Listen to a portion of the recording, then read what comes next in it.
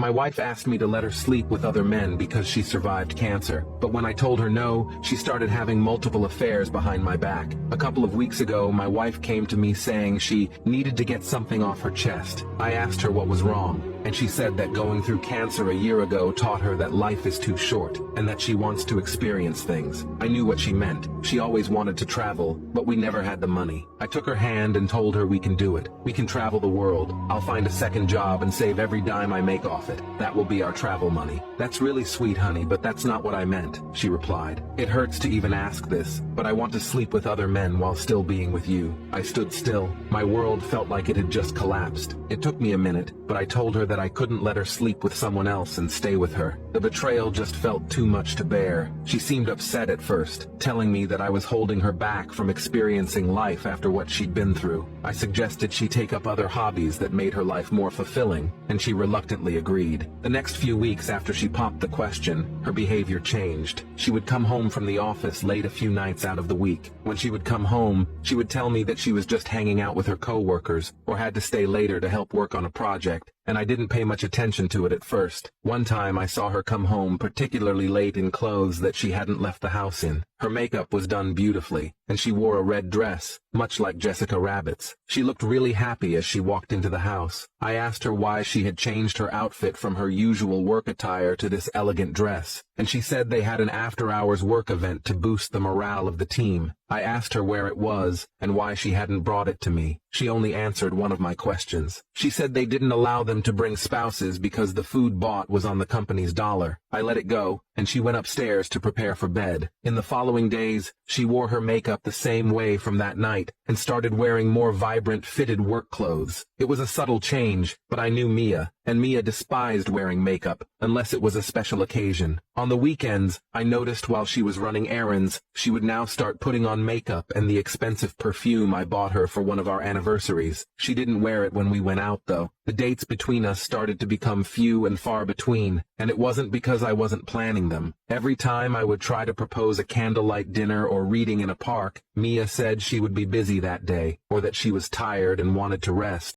But later that day, she would leave the house to go somewhere alone. I didn't want to bring up the changes I saw because I figured this was probably what she meant by feeling alive. She was taking care of herself more and dressing herself up. Who would I be to tell her otherwise? Some days, after running errands, she would tell me how a guy in the grocery store hit on her. I was never the jealous type, but she would go on and on about how the guy looked at her. Even at work, she would come home, and the second I would ask her about her day, she would lead to how a certain guy at her job was so smart and how great he was at problem solving. The uneasiness settled in when we would host game nights at our house and my male friends would come over to play. After they left, Mia would go on about how cute they were when they were losing, or how another one was so funny. She seemed to have taken an interest in them, and I debated not having people over anymore. But at the same time, I didn't want to take away any fun experiences from Mia, considering she almost lost her life. I felt torn. I knew I had to talk to her. So after work one day I made her dinner and brought up her recent changes. I told her I noticed she was coming home late often, wearing makeup, dressing better, and talking about more dudes in her life. I told her about how insecure it made me feel in the relationship. She did not take it well. She said that I was being controlling and that she wasn't doing anything to raise suspicion. I said that I trusted her, but her actions were just alarming, considering the talk we had a few weeks ago. She said that she didn't need a man to control her life, and that I didn't understand what it was like to face death. So yeah, I'm gonna experience this life to the fullest, she said. I apologized for getting her riled up, said I was just concerned about her behavior, and told her I only wanted the best for her. That night, I sat in our bed feeling guilty about everything. I accused her of cheating on me, and now I'm sitting here with an egg on my face. Mia was doing exactly what I told her to do. Try new hobbies like makeup, fashion,